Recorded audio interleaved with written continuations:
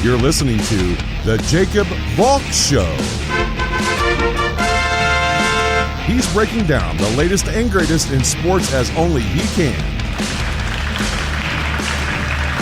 Follow him on Twitter at RealJacobValk. Here he is, Jacob Valk.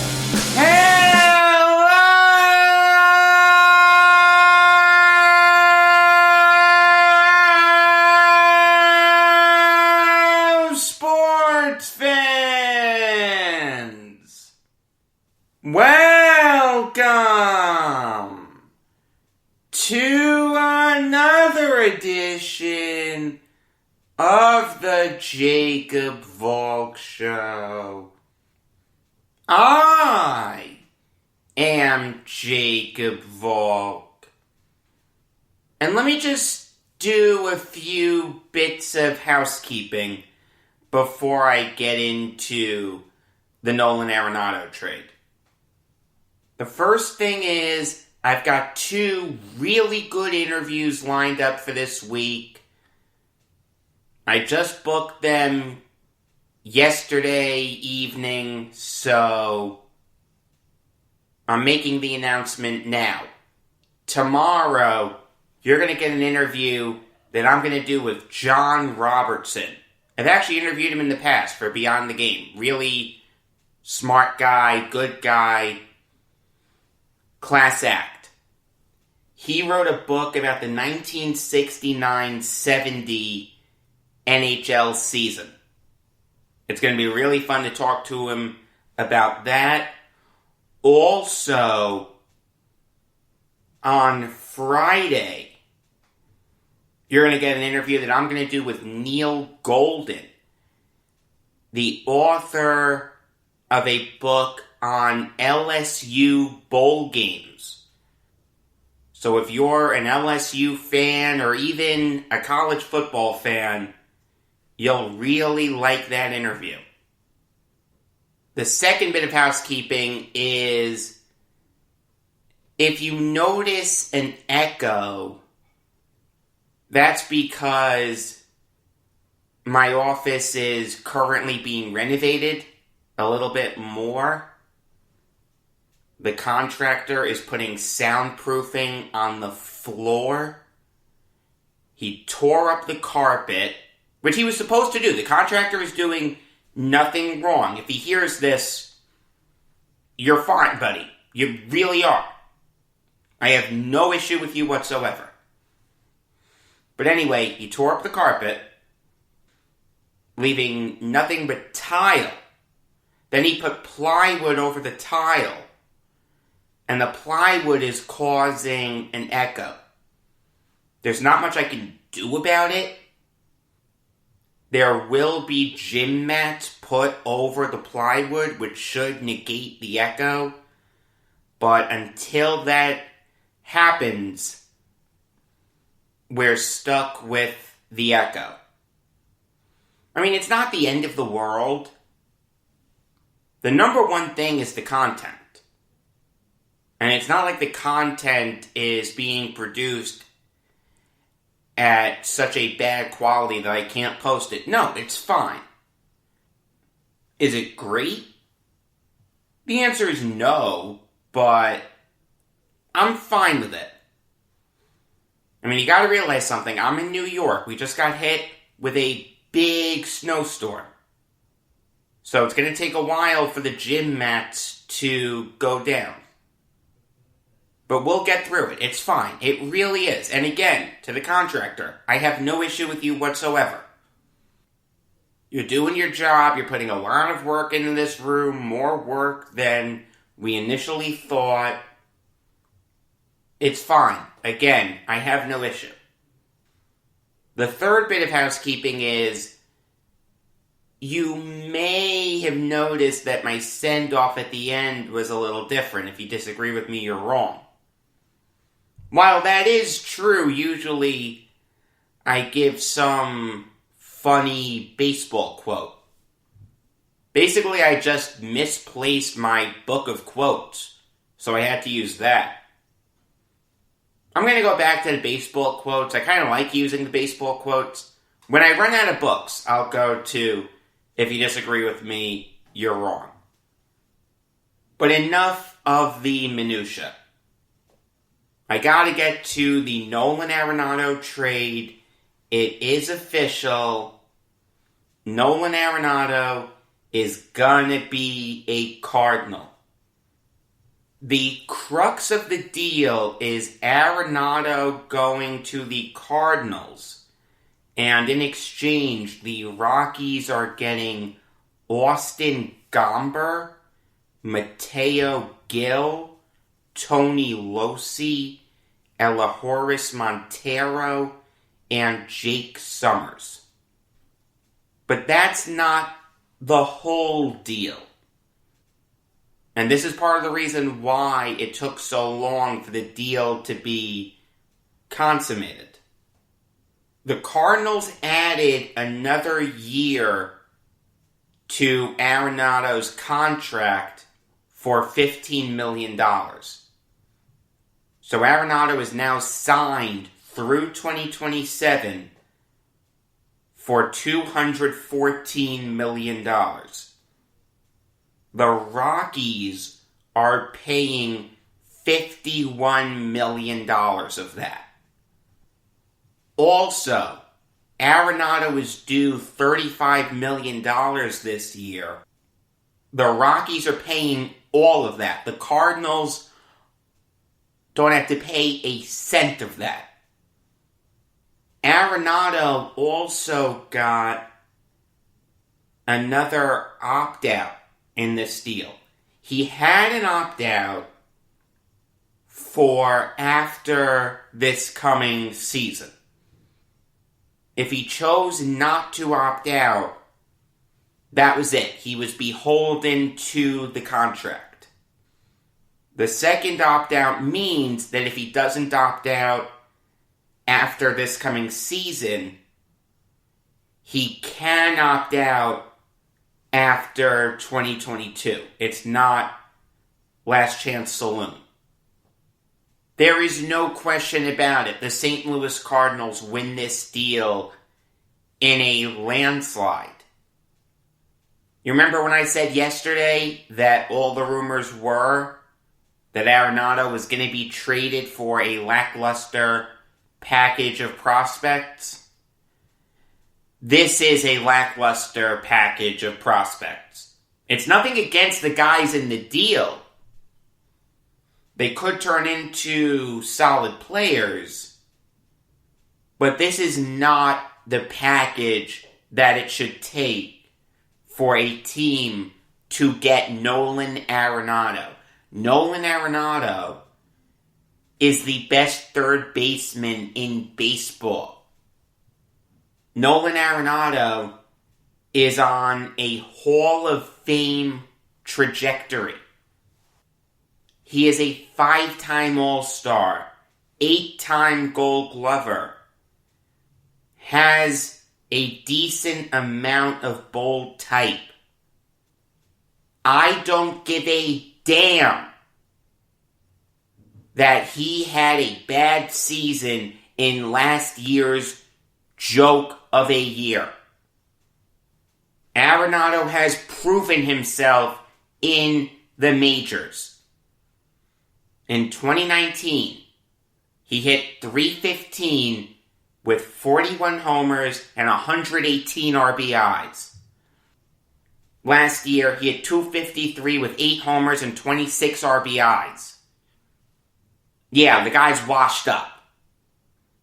Forget about it, he's never going to be good again. Yeah, we've got to get him off the team regardless. What a joke. Look, I understand that the Rockies don't have a lot of financial flexibility. They didn't spend a lot in free agency even before the pandemic. After the pandemic, I'm sure that the owner lost a lot of money. And there were rumors for a while that Arenado was ticked off with the Rockies. The guy wants to win. The guy signs a long-term contract with the Rockies.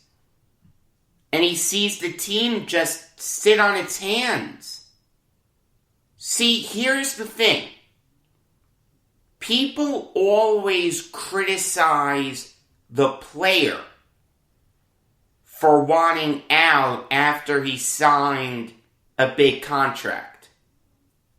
Hey, you signed this deal, you have to honor it. I don't care that you're unhappy. There's another side to that, though, and it's a side that no one talks about. When you sign a guy to that big a contract, you are promising him and your fan base that you're going to build around this guy and you're going to try to put together a championship winning team. That is true in all sports. If you're a guy like Arenado, who's accomplished a lot in the regular season, you're one of the best players in baseball, but you're sitting on your couch in October, well, wait a second. I just signed a long-term deal to commit to this team, and you're sitting on your hands doing nothing. Arenado has been in the majors since 2013.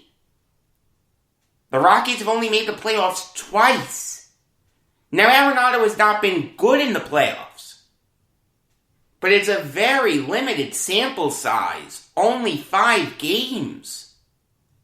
I don't want to hear people say Arenado shouldn't talk about wanting playoff success when he's done nothing in the playoffs. The guy's only played in 5 games. You can't say he's not a playoff performer. The guy's been in the league for 8 years. You've only made the playoffs twice. That's a joke to say he can't perform in the playoffs. I don't blame Arenado for a minute for being upset with the Rockies. And you've got to commend the Cardinals for capitalizing on that fractured relationship. I've said this before, the NL Central was wide open. I could have made an argument for every team in that division, with the exception of the Pirates, to win it. So the Cardinals see that.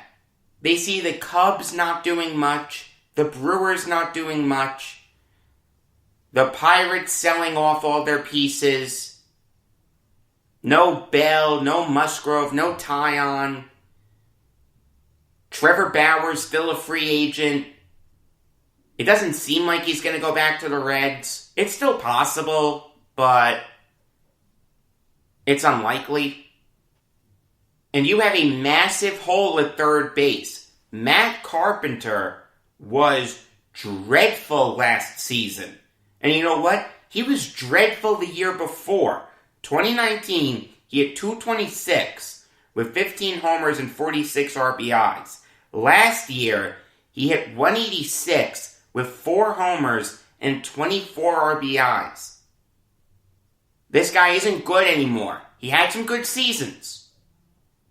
Once upon a time, Matt Carpenter was a really good player. He's not there anymore. He's 35 years old.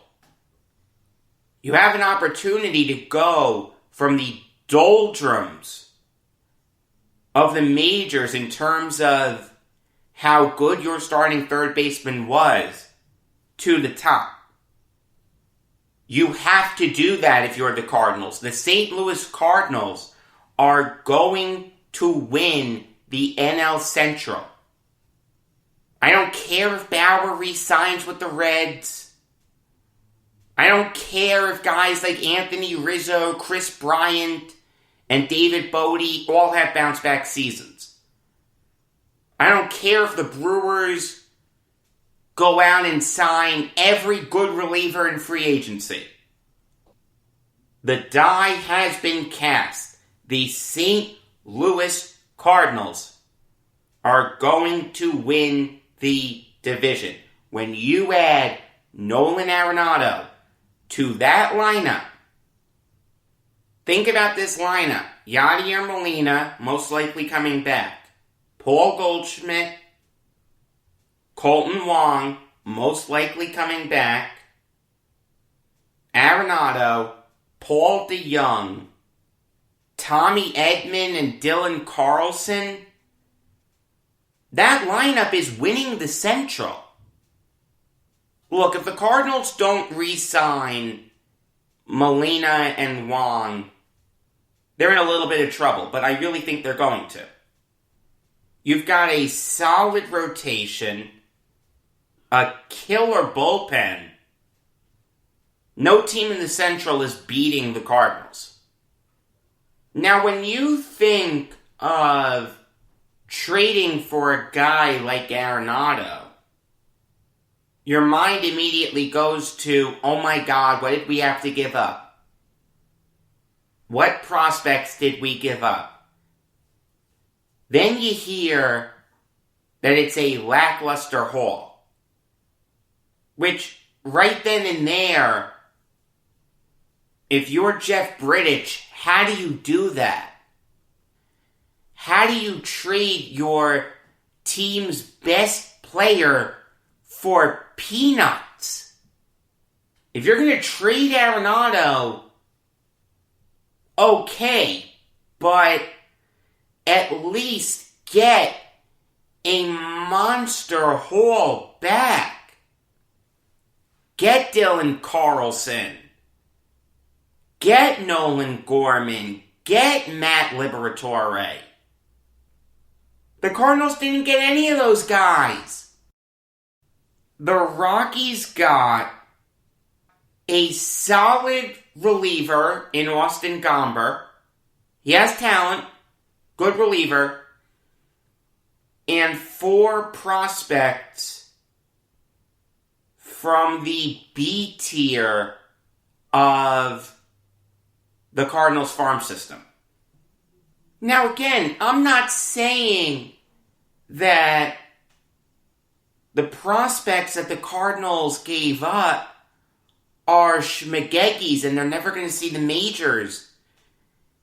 It's just that their total value isn't anywhere close to being equal for Nolan Arenado.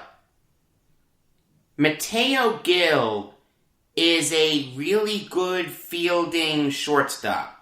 He has good bloodlines. His father, Benji Gil, played in the majors. And he's got a good, pure contact swing. He's never going to hit for power. He's not the strongest guy in the world. But it is possible that he could turn into a solid major league shortstop. Tony Locey is kind of a polarizing guy. Is he going to start or is he going to come out of the bullpen? That varies from scout to scout. He has a really good fastball. He throws it up high. He gets hitters to chase. It's a good pitch. He also has a slider that he likes to bury in the dirt. Now, he is working on a curveball. If his curveball becomes even average, you've got a starter on your hands. If it doesn't, he's a reliever.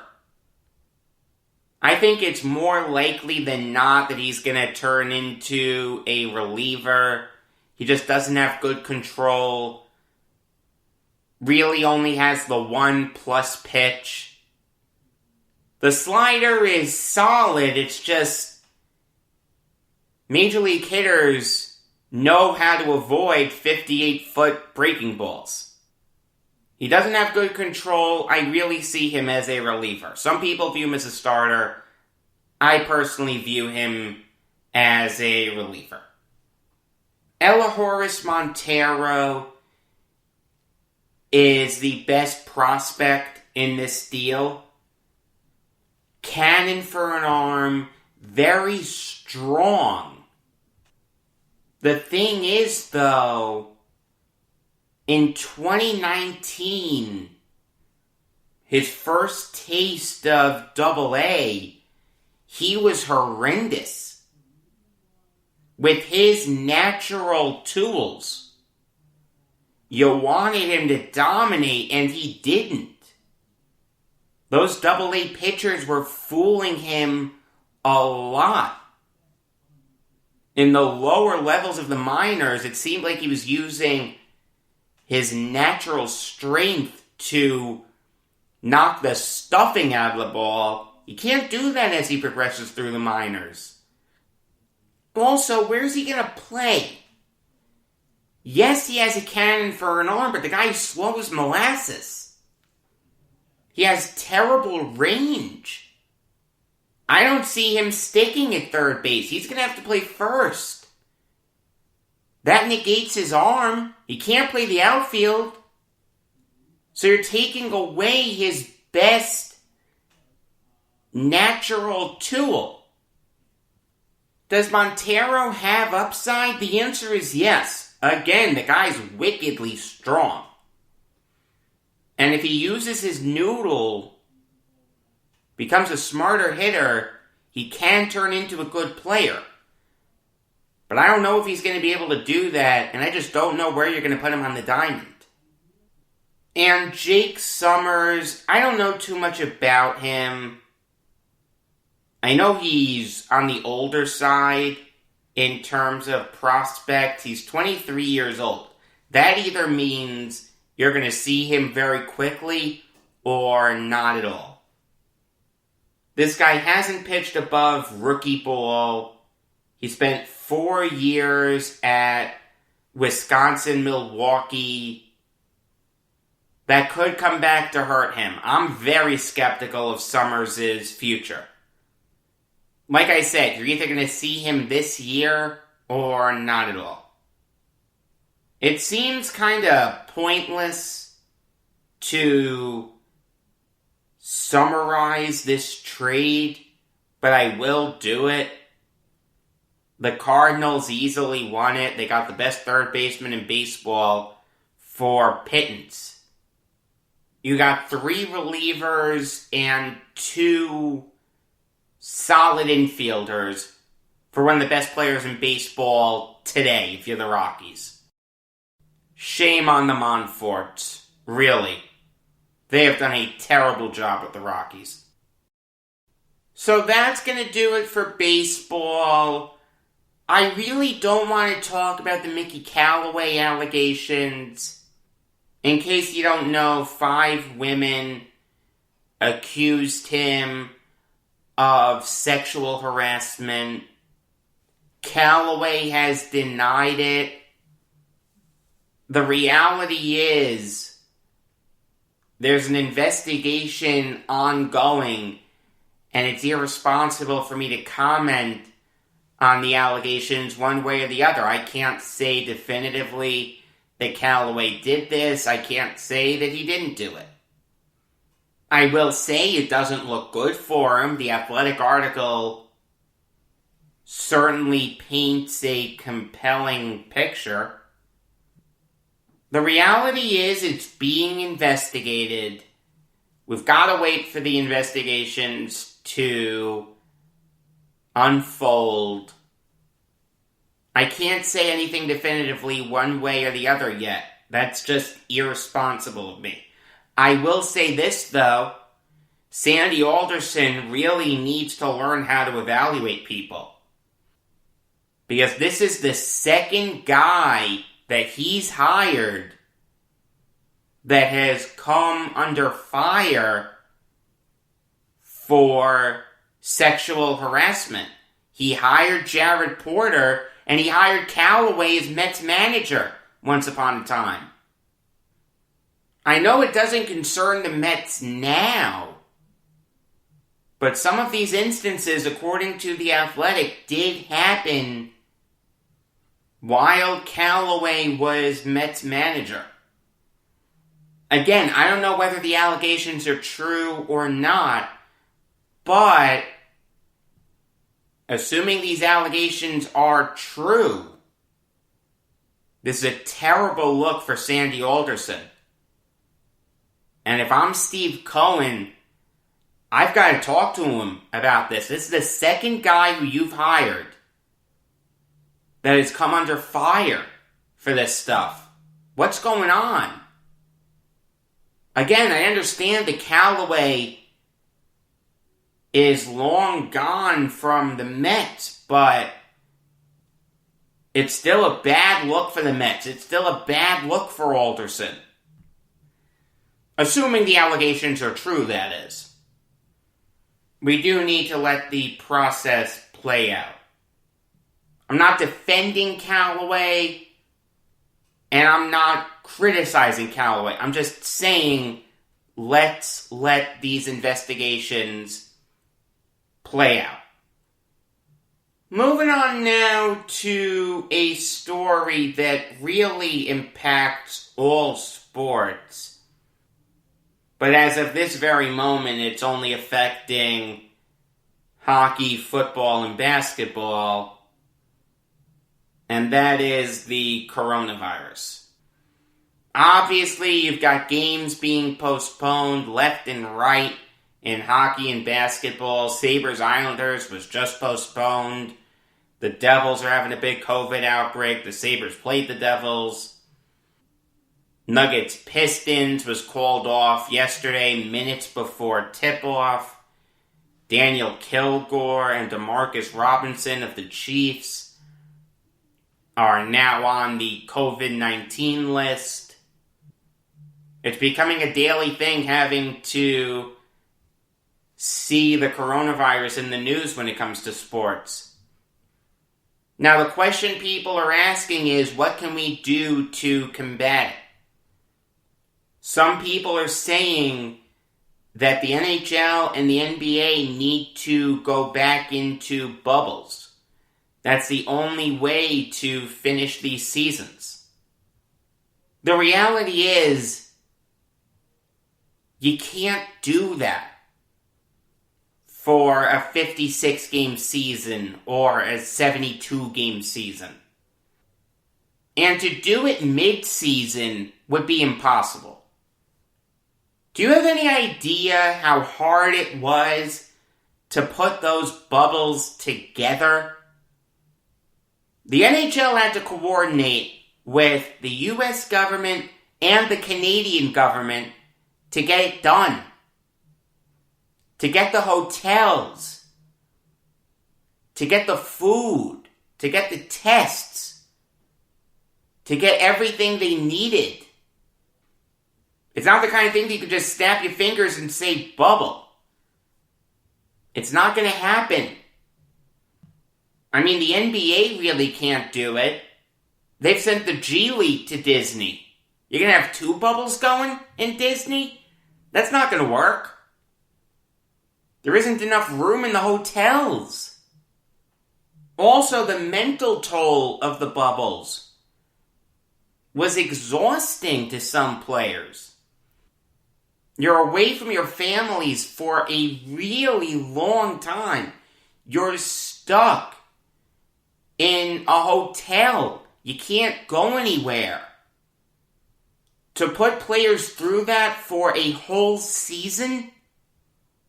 No, that can't be done. That's unrealistic. The reality is we're going to have to power through this. It's going to be tough. There are going to be more postponements. There are going to be more cases. There are going to be more outbreaks. It's infuriating. There's no question. You have a right to be upset as a sports fan that you expect to watch your favorite team play, and the next thing you know, the game's postponed. But the die has been cast. We're going to need to learn to live with this. There's no other way around it. I do want to talk a little bit about the Anthony D'Angelo situation. In case you haven't been following the story, D'Angelo got into a fight with Alexander Georgiev. Because of that, the Rangers sent him home. They put him on waivers. Now he's on the taxi squad, and he's going to be traded. The reality is, D'Angelo just needs to use his noodle. He has no one to blame but himself. Here's a guy with all the talent in the world. Last year he had 53 points in 68 games. Got Norris Trophy votes. The Rangers rewarded him with a 2-year, $9.6 million extension. They viewed him as a big piece of their blue line going forward. But from opening day this year, D'Angelo was acting like an idiot. He was called for a penalty. He slammed the penalty box door. You can't do that. He got unsportsmanlike. David Quinn scratched him. D'Angelo got upset. And that frustration culminated in him getting into a fight with Georgiev. The reality is you can't do that. And D'Angelo's a guy who's on the Rangers' naughty list for what he does on social media. This guy has challenged people to fights. He's questioned the coronavirus. He questioned the election results. John Davidson said that there wasn't a correlation between D'Angelo being sent away to what he did with social media. But there's no question that his antics didn't endear him to Rangers management. Now I'll say this. He's 25 years old. He has talent. Some team will take a chance on him. I thought about the Islanders. I don't see the Rangers doing that. And I don't think the Islanders have the cap room for him anyway. But someone's going to take a chance on him. They're going to try to fix him. Good luck. This guy had issues in juniors. But I do think he'll get another chance. I mean, I'll say this. The stuff about him keeping the puck that Keandre Miller scored his first goal with, John Davidson denied that. I don't know where that came from. I don't know whether it happened or not. But I can say that this is D'Angelo's last chance. He's going to be traded. He's done with the Rangers. There's no question about that. When he is traded, he needs to be a Boy Scout. Because he's not going to get another chance after that. This guy has too many red flags. He has one more chance coming up. It's up to him to use it correctly. In his introductory press conference with his new team, he's got to be humble. He's got to say, yeah, I made mistakes. I apologize to the Rangers organization. I apologize to the fans. Eat heaping amounts of crow. And after you do that, be a Boy Scout for your new team. And all will be forgiven. Alright, now I'll give you some NBA Valk talk.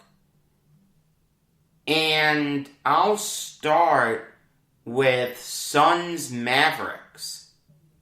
Devin Booker hit a game-winning 3 with 1.5 seconds left. It was his first game since January 22nd. The Mavs lost 109-108.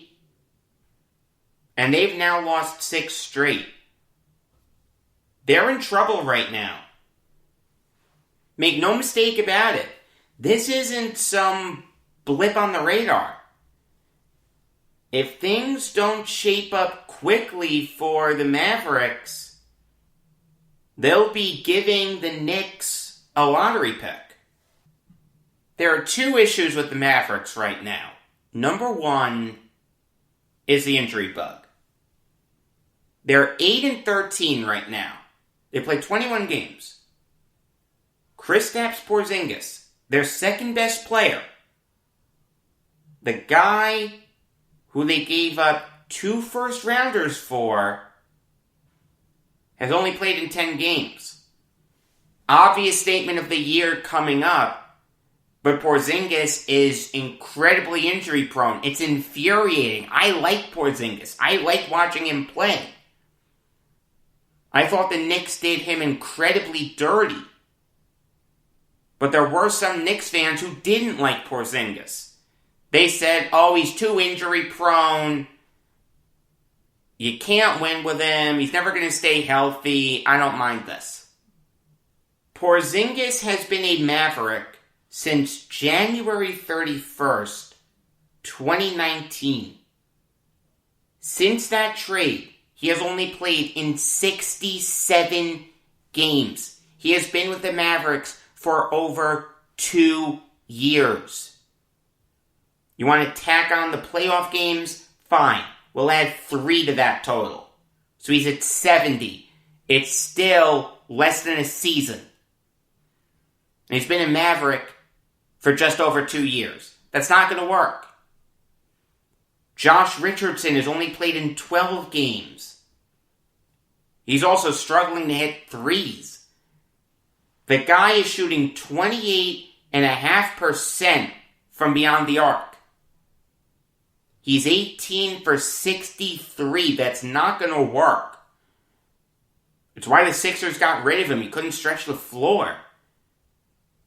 Dorian Finney-Smith plays a big role for the Mavericks. He's only played in 12 games. Maxi Kleber has only played in 10. Dwight Powell has only played in 12.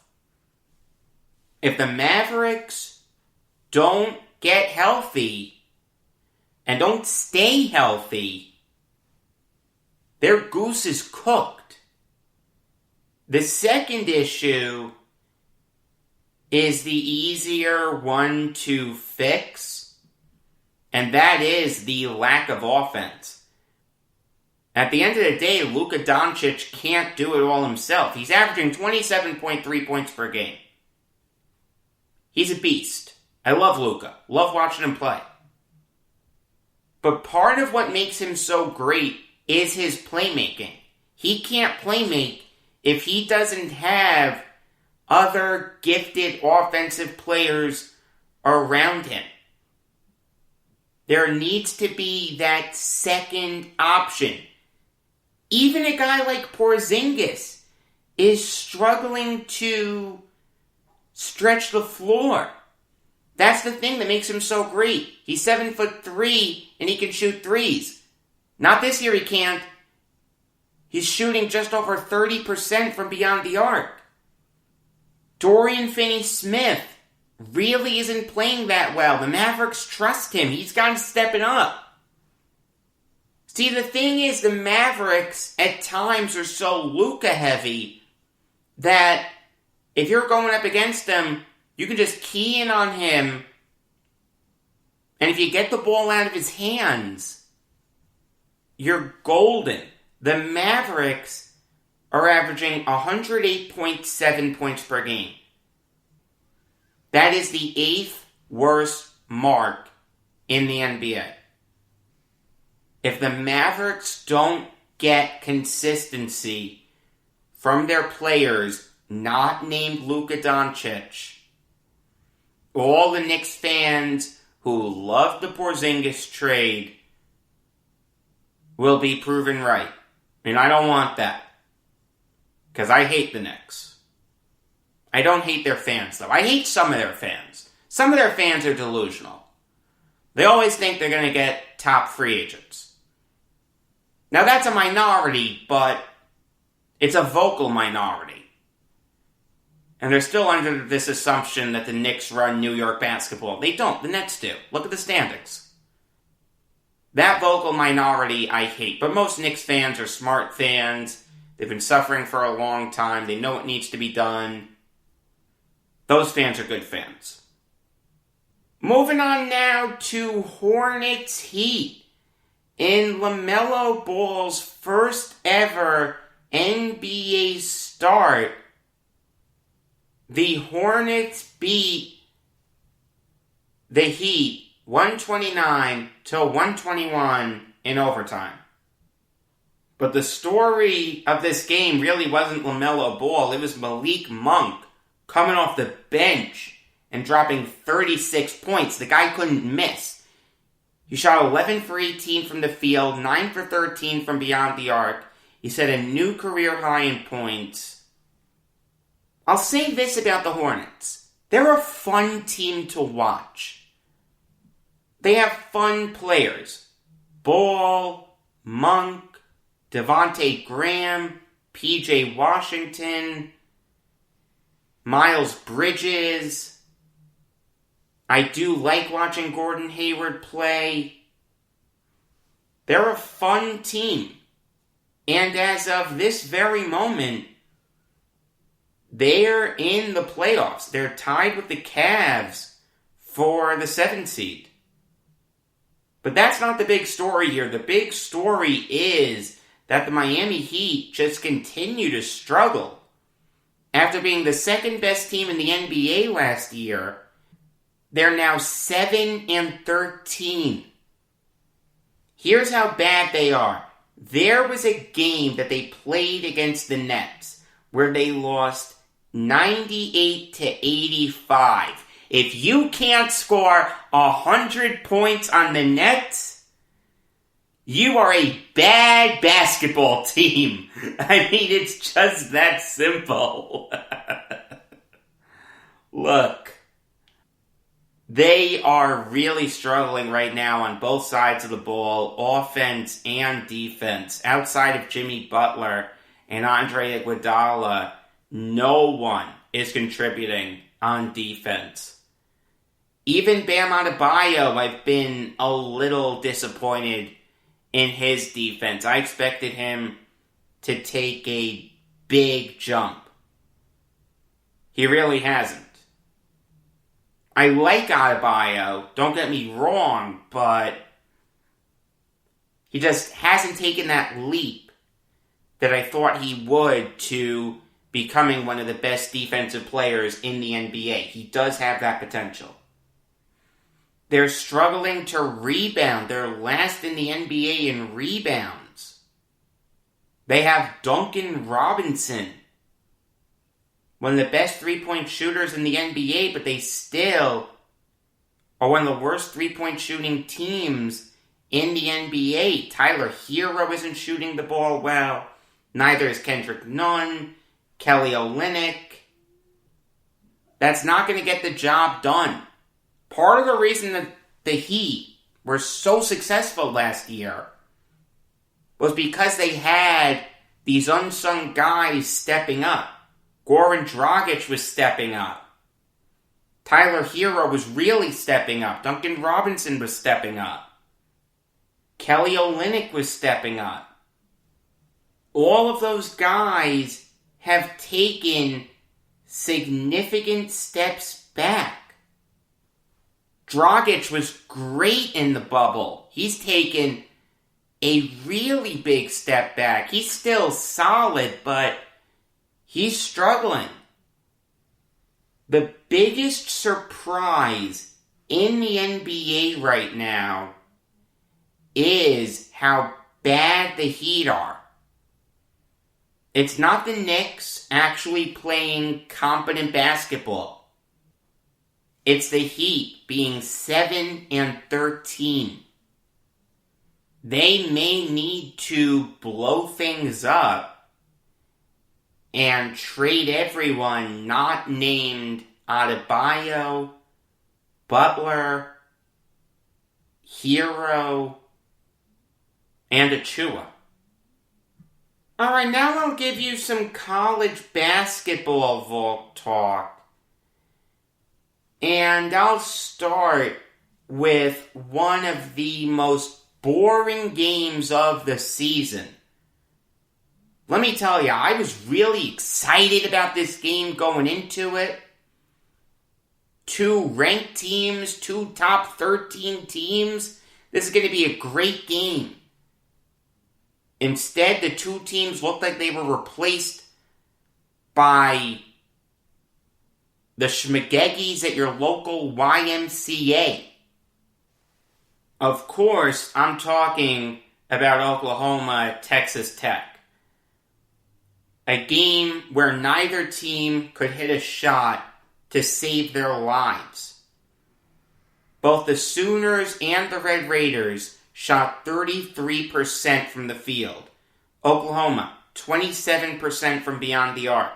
Texas Tech, 36% from beyond the arc. Their defense was good. Give them credit. Both teams clamped down defensively. That's the hallmark of Texas Tech. But when you're watching a game featuring guys like Austin Reeves, Davion Harmon, Brady Manek, Mac McClung, Terrence Shannon, Kevin McCullough, Kyler Edwards, and Marcus Santos Silva, you still expect those guys to get theirs. Only 5 players in the whole game scored at least 10 points. You know how many bench points Oklahoma had? 13. 11 came from Manek. Somehow he didn't get the start. I don't understand why Lon Kruger did that. Look, if you like defensive basketball, it was an exciting game. And look, it was a close game. Okay, I get that. But there comes a point where you've got to be able to score. I don't care if you're an old school basketball fan or not. No one likes watching a game where both teams shoot 33% from the field. No one likes watching a game where Mac McClung, one of the best players in the nation, shoots 0 for 7 from the field and 0 for 5 from beyond the arc. No one likes watching a game where Marcus Santos Silva, a very underrated player, has just 4 points. No one likes watching a game where Kyler Edwards, another underrated player, has 5 points. This was an ugly win for Texas Tech. Chris Beard will like it because he's a defense-first coach. But if you're a Red Raiders fan, this win had to concern you. Because you were going up against a really hot Oklahoma team, and you barely squeaked by. Neither team deserved to win. Oklahoma just deserved it less. That's why Texas Tech won. I mean, I'll tell you, the most impressive player in the game to me was Elijah Harkless. The guy only had 7 points. You know why I think that? Because he had 7 rebounds. He was hitting the deck on every play. Really hustles. Very coachable guy. I like Harkless. I like watching him play. You're going to have Texas Tech fans pointing to this win over the 9th best team in the nation and say, this is our hallmark win. If that's your hallmark win, you're in bad shape. I'm not saying Texas Tech is a bad team. They're not. But against the best teams in the nation, they've got to be able to score a lot more. 33% from the field isn't going to get it done most nights. Moving on now to tonight's game between two ranked teams. Number 2 Baylor going up against number 6 Texas. Baylor is probably the most well-rounded team in the nation. They can shoot the lights out, but they can also defend with the best of them. A lot of people right now are saying that Baylor's their pick to win March Madness. I'd have a hard time disagreeing with them. That's how good they're playing right now. I mean, when you're facing a team that has Jared Butler, Masio Teague, Davion Mitchell, Adam Flagler, Matthew Mayer, Jonathan Chachua, Mark Vidal, and Flo Thamba, you can't take any possessions off. You've got guys who can score, Butler, Teague, Mitchell, and Flagler. And you've got guys who can defend, Butler, Mitchell, Mayer, Chachua, Vidal, and Thamba. How do you beat this team? Scott Drew is one of the best coaches in the nation. This is a really experienced team. That's part of the reason why they're so good. This is an incredibly scary Baylor team. Texas is well-rounded too, but not as much as Baylor. I mean, I'll say this. The Longhorns are at full strength. Shaka Smart is back. Everyone who you want to have playing as a Longhorns fan is going to play. Andrew Jones, Courtney Ramey, Matt Coleman, Greg Brown, Kai Jones, and Jericho Sims are all going to play. But I don't see how they beat Baylor. They're just not as talented. The Longhorns only have 6 guys who you really need to key in on. The Bears have 8. They have the better coach. I don't care that the game is in Austin. The Bears are going to win this game. Texas is good this year. I'm not trying to knock them. They're a very talented team. They're just not as good as the Bears. In the Battle of Texas, give me Baylor. John Robertson interview comes your way tomorrow. Until then, I am Jacob Valk saying that the dumbest NFL owner is equal to the smartest baseball owner.